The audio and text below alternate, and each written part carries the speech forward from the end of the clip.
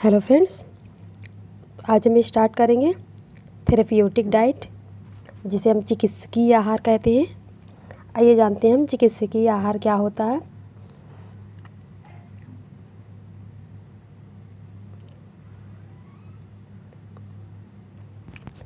चिकित्सकीय आहार वह भोजन है जो जीवन शैली में बदलाव की विशेष परिस्थितियों के दौरान संशोधित रूप में दिया जाता है, जिसमें सख्त पैरामीटर और एक संकीर्ण फोकस होता है।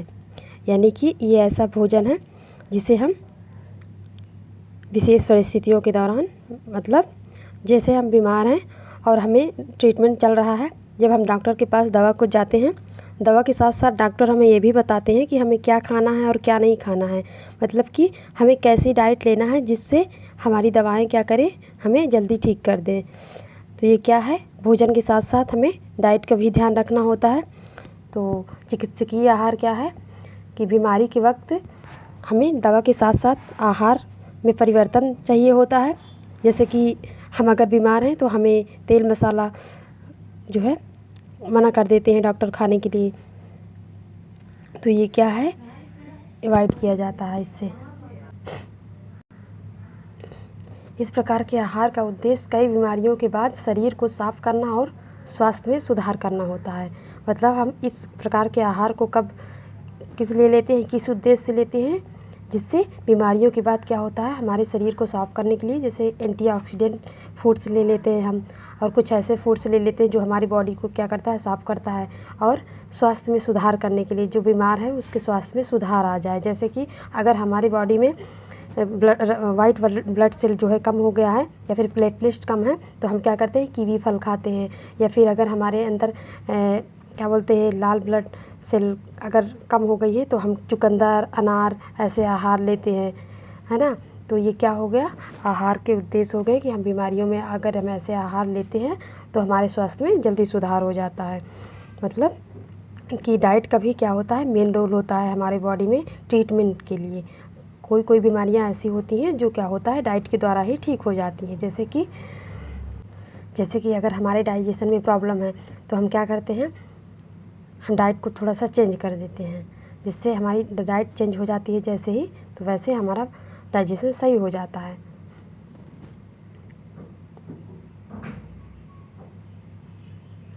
चिकित्सकीय आहार के उद्देश्य क्या है, इसके उद्देश्य क्या है, इसकी विशेषताएं क्या है, तो आइए जानते हैं। अच्छी पोषण स्थिति बनाए रखने के लिए, मतलब कि हमारी जो स्थिति है स्वास्थ्य की वो अच्छी बनी रहे, हमें अच्छी मात्रा में न्यूट्रिएंट्स मिलते रहे सारे। पोषक तत्वों की कमी को दूर करने के लिए, हमारी बॉडी में जो भी पोषक तत्वों की कमी हो गई है उसे हम दूर करने के लिए इसका उपयोग करते हैं। जैसे कि हमारे शरीर में क्या हो गया, एनीमिया हो गया है, और एनीमिया के दौरान हमारे बॉडी में लौह की कमी हो गई, ब्लड की कमी हो गई, तो हम इसे बढ़ाने के लिए क्या करेंगे, हम बाहर से पोषक तत्वों को ग्रहण करेंगे। चुकंदर, अनार, है ना, जूस, सारी चीज़ें हम क्या करेंगे, ग्रहण करेंगे, जिसके द्वारा क्या होता है, उस पोषक तत्व की कमी हमारे शरीर से दूर हो जाती है। जैसे विटामिन ए की कमी हो गई तो हम विटामिन ए से रिलेटेड फूड्स लेंगे। कार्बोहाइड्रेट की कमी है तो हम कार्बोहाइड्रेट के सोर्स जो भी हैं हम उसे इनटेक करेंगे, जिससे हम पोषक तत्वों की कमी क्या होगी, हमारी बॉडी से दूर हो जाएगी। अब है पर्याप्त मात्रा में आराम देना। मतलब जब हमारी बॉडी में एक अच्छी मात्रा में जब न्यूट्रिएंट्स जाएंगे हमारे ट्रीटमेंट के हिसाब से, तो क्या होगा, पर्याप्त मात्रा में जब हमें ये मिलेंगे, हमारी बॉडी को क्या होगा, आराम हो जाएगा।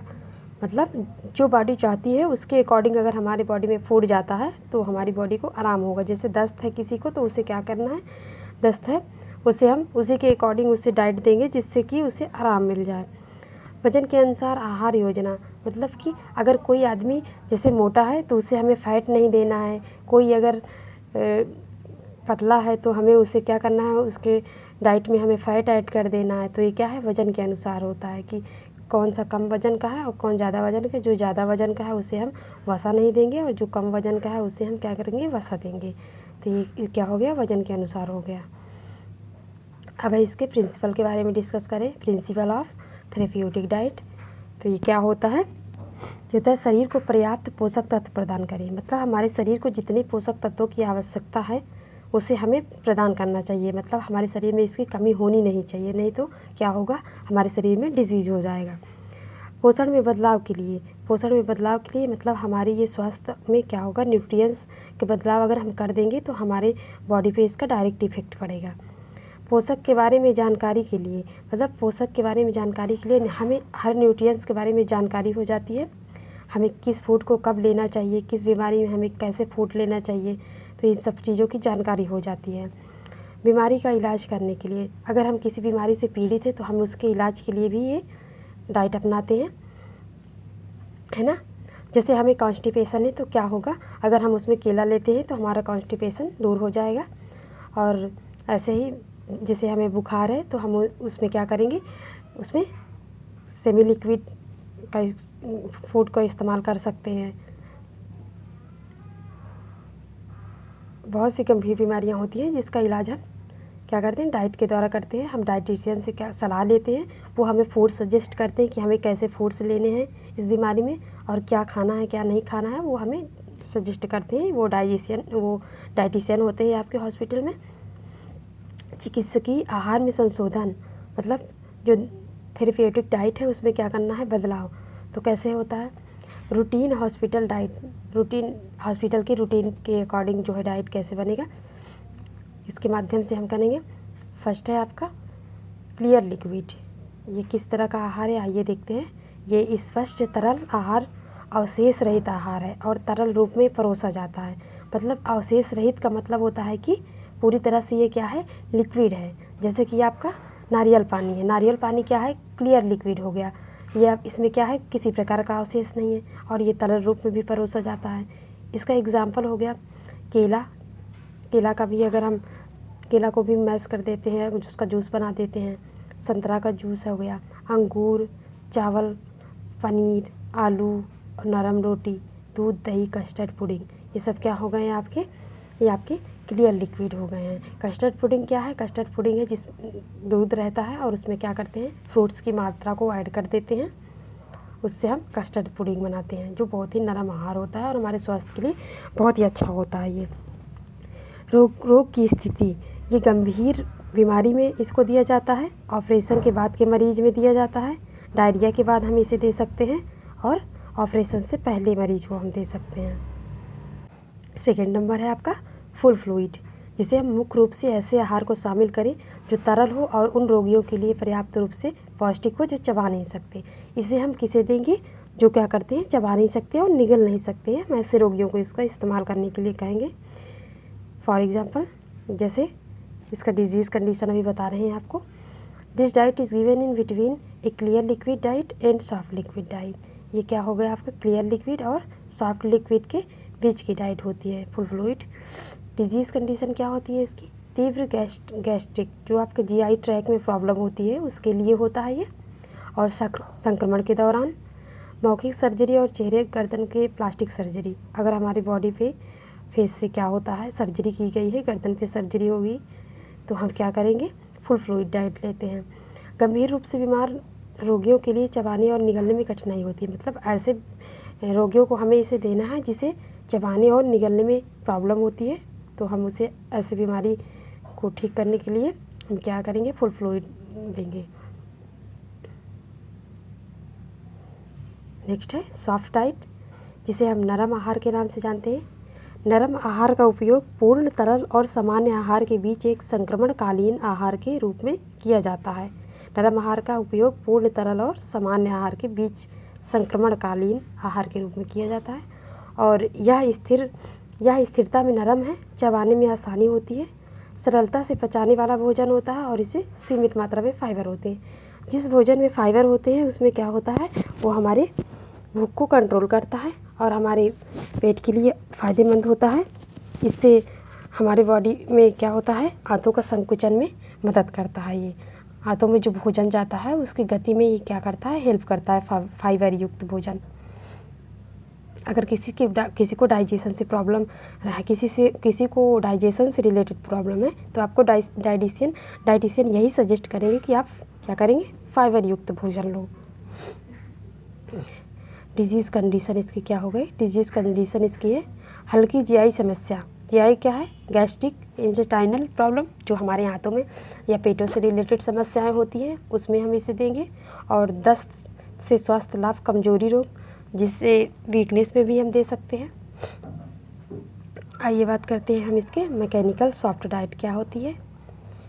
जिन लोगों के दांत टूट जाते हैं उनके लिए मैकेनिकल नरम आहार निर्धारित किया जाता है। इस आहार में सभी खाद्य पदार्थ एक कीमा में होते हैं या फिर काट कर भी दे सकते हैं। ये किसके लिए है? जो वृद्ध लोग हैं या फिर उनके लिए, या फिर बच्चे जिनके दांत नहीं निकले हुए हैं उनके लिए भी है, और ये जिनकी दांत टूट गए हैं उनके लिए भी है। डिजीज़ कंडीशन क्या होता है? किस कंडीशन में हम इसे देते हैं? Patient who have unable to chew, मतलब जो रोगी है वो चबाने में असमर्थ है तो हम उसे मैकेनिकल सॉफ्ट डाइट देंगे।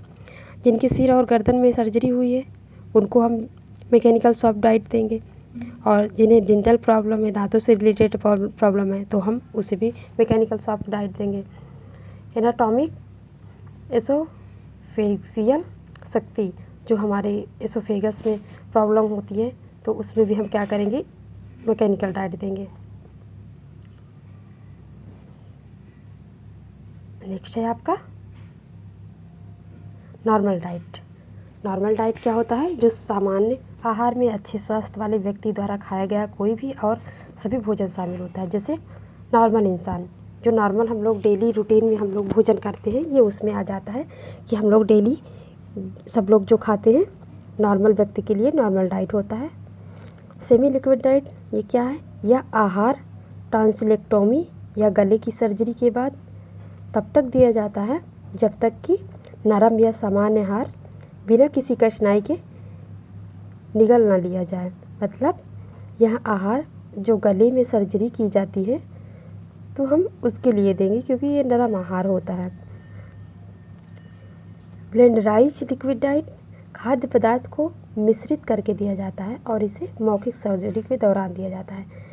इसमें क्या करते हैं? कई खाद्य पदार्थों को मिश्रित कर देते हैं, मिक्स करके हम उसे देते हैं। जैसे मिक्स जूस हो गया, मिक्स भोजन हो गया, जैसे आपका दलिया हो गया, दलिया में आप दूध मिक्स कर दीजिए, है। और दाल चावल हो गया, दाल के साथ हम चावल मिक्स कर देते हैं, फिर खिचड़ी बना दें उसका, तो दाल चावल मिक्स कर दिए। या फिर किसी भी चीज़ को हम क्या करते हैं? मिक्स कर देते हैं, मिश्रित कर देते हैं। Method of special feeding for patient, patient के लिए स्पेशल फीडिंग कौन कौन सी होती हैं आइए हम डिस्कस करें। पहला है आपका अंतःशिरा भोजन। अंतःशिरा भोजन क्या है? रोगी को इंजेक्शन के द्वारा पोषक तत्व प्रदान किया जाता है। रोगी को क्या करते हैं? जब उसे पोषक तत्व की कमी होती है तो हम उसे इंजेक्शन के माध्यम से उसके शरीर में इंटर करते हैं, तो इसे अंतःशिरा भोजन कहते हैं। जो शिराओं के द्वारा भोजन हमारी बॉडी में जाता है, जैसे कि ग्लूकोज जो है होता है वो भी हमारे बॉडी में क्या होता है? इंजेक्शन के द्वारा ही तो जाता है ना। अब ट्यूब फीडिंग, ट्यूब फीडिंग होती है जब रोगी तरल पदार्थ को भी मुंह द्वारा ग्रहण नहीं कर पाता है। जब रोगी खाने में असमर्थ होता है तब ट्यूब द्वारा रोगी के पेट में आहार पहुंचाया जाता है। मतलब जब रोगी ऐसी हालत में होता है कि वो खुद से खाना नहीं चबा सकता है, ना ही निगल सकता है, दोनों में असमर्थ होता है, तब क्या होता है कि उसे हम ट्यूब के माध्यम से उसके पेट में आहार पहुँचाते हैं। हमारे जिसे कहते हैं आहार नली जो लगी होती है, आपने देखा होगा हॉस्पिटल में कि जो पेशेंट होते हैं बिल्कुल से असमर्थ होते हैं खाने पीने में, उन्हें नली के द्वारा भोजन पहुंचाया जाता है। और क्या होता है? नेसोगैस्ट्रिक फीडिंग, और इसके अंतर्गत आती है गैस्ट्रोटोमी। अमाशय में ट्यूब एंटर करके, मतलब हमारे यहाँ अमाशय में क्या करते हैं? ट्यूब लगा देते हैं जिसके माध्यम से भोजन पहुँचता रहता है उसमें।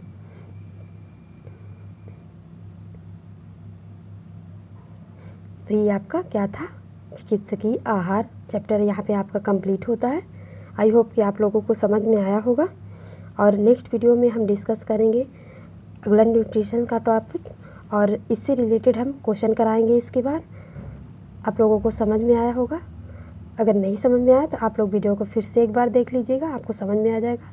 ये आपको बहुत ही इम्पॉर्टेंट टॉपिक है, ये आपके डेली रूटीन से रिलेटेड है, आपके लिए बेनिफिशियल होगा कि हमें किस रोग में क्या खाना चाहिए, क्या नहीं खाना चाहिए, कैसे आहार लेने चाहिए, कौन से आहार कौन कौन से होते हैं, ये आपने जाना सब। आइए थोड़ा सा हम जानते हैं कि हमें कौन कौन से फूड किस बीमारी में वर्जित करना चाहिए। जैसे कि हिपैटिक कोमा होता है तो हमें उसमें क्या करना चाहिए, नमक को वर्जित करना चाहिए। और कब्ज में हमें मैदे की रोटी को क्या करना चाहिए, हमें वर्जित करना चाहिए। मैदे की रोटी क्यों वर्जित करते हैं, क्योंकि क्या होता है, मैदे में फाइबर नहीं होता है। हम उसे चाल लेते हैं, जो उसका चोकर होता है उसमें बहुत ज़्यादा फाइबर होता है, उसे निकाल दिया जाता है। बट इसमें क्या होता है, फाइबर जब नहीं होता है तो कब्ज में क्या करता है, ये नुकसान करता है। अतिसर में आपको क्या लेना चाहिए, इसमें रेशा युक्त भोजन नहीं लेना चाहिए। गुर्दे की बीमारी में नमक का निष्कासन नहीं हो पाता है। और हृदय की बीमारी में वसा का कोलेस्ट्रॉल जम जाता है, इसलिए हृदय की बीमारी वाले लोगों को वसा थोड़ा सा कम लेना चाहिए। गठिया रोग किस लिए होता है, यूरिक अम्ल का जमाव से होता है। तो हमें क्या करना चाहिए, यूरिक अम्ल नहीं लेना चाहिए, जिससे दाल को कम मात्रा में लेना चाहिए। और आपका पीलिया हो गया। डायटिटिक्स क्या होता है, आहार का गुणात्मक एवं मात्रात्मक रूपांतरण एवं परिष्कृत होता है। यह उच्च प्रोटीन युक्त जो भोजन होता है उसे हम किसको देते हैं, कुपोषण से पीड़ित व्यक्ति को देते हैं। जिसे कुपोषण होता है उससे हम क्या करते हैं, उसके आहार में प्रोटीन युक्त मात्रा जो है ज़्यादा कर देते हैं, प्रोटीन युक्त आहार। और कम प्रोटीन युक्त हम किसे देते हैं, जिसे वृक्क के रोगियों को दीर्घावधि यूरेमिया या फिर हेपेटिक कोमा है जिसे, तो उसे हम क्या करेंगे, कम प्रोटीन युक्त भोजन देंगे। और उच्च कैलोरी युक्त आहार किस में देते हैं, बुखार में, ऊर्जा कुपोषण में, हाइपरथायराइडिज्म में और क्षय रोग में। इसमें क्या देते हैं, हम उच्च कैलोरी युक्त आहार देते हैं। ये आपको, अगर आप हॉस्पिटल में जाते हैं ट्रीटमेंट के लिए तो आपको दवा के साथ आपको, अगर आप डाइटिशियन से मिल लेते हैं तो वो आपको अच्छी फूड सजेस्ट कर देंगे, कि आपके बीमारी के हिसाब से आपको फूड सजेस्ट करेंगे जो आपके लिए बहुत बेनिफिशियल होगा। इससे आप क्या होगा, जल्दी ठीक हो जाएंगे। नेक्स्ट वीडियो में हम क्या करेंगे, इसी से रिलेटेड प्रॉब्लम को और सॉल्व करेंगे। जैसे कि मधुमेह रोग में हमें क्या डाइट देना है, हृदय रोग को हमें क्या डाइट देना है, तो इसके बारे में हम नेक्स्ट वीडियो में डिस्कस करेंगे। इसके डाइट के बारे में डिस्कस करेंगे और इसकी बीमारियों, किस बीमारी में हमें कैसे डाइट लेना चाहिए, तो हम ये सब डिस्कस करेंगे। Thank you for watching my video.